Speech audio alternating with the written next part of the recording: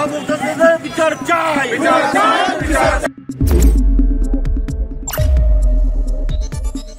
চাই, বিচার চাই, বাতিল চাই, বাতিল চাই, চাই বাতিল চাই, চাই বাতিল চাই, বিচার চাই, বিচার চাই, বাতিল চাই, বাতিল চাই, বিচার চাই, বিচার চাই, বাতিল চাই, বাতিল চাই।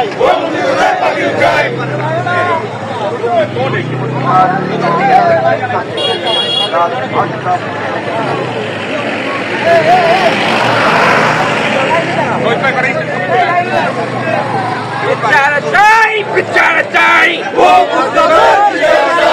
বিচার চাই, বিচার চাই,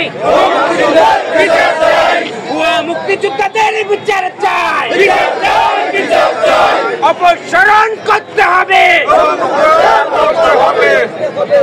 অপসারণ করতে হবে।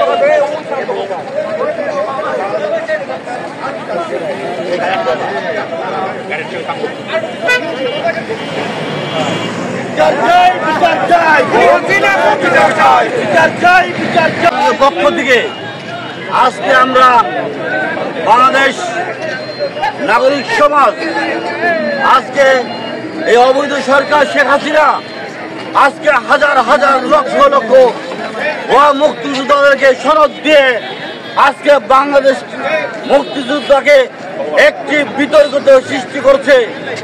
আমরা বাংলাবাসীর পক্ষ থেকে বলতে চাই, এই ভুয়া মুক্তিযোদ্ধাদেরকে অপসারণ করতে হবে এবং এদের চাকরিচ্যুত করতে হবে।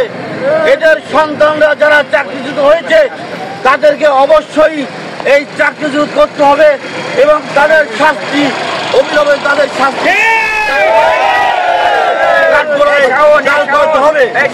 ওই পাশে তো চলে আয়, এক পাশে ক্লিয়ার কর, না না থাক, ওই পাশে ক্লিয়ার কর, থাক ওই পাশে যা, আশা করি ক্লিয়ার কর, এই বেকার করে কাকা বলে নাই। হ্যাঁ ঠিক আছে, বলেন আপনি।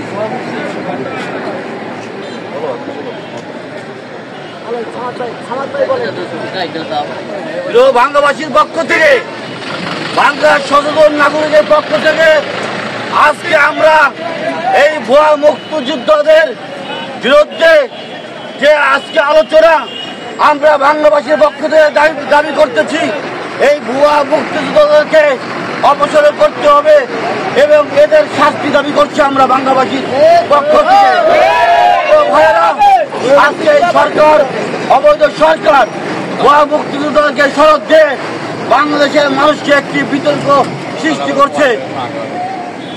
বিচার চাই, বিচার চাই, বিচার চাই, বিচার চাই, বিচার চাই, বিচার চাই,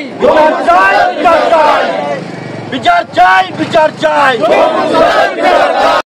উপস্থিত আছেন ভাঙ্গা বিএনপির নেতৃবৃন্দ, উপস্থিত আছেন ভাঙ্গা উপজেলা কৃষক দলের বিপ্লবী সভাপতি সাহেদ মুন্সি, বিজু মুন্সি, উসমান মুন্সি সহ আমাদের নেতৃবৃন্দ।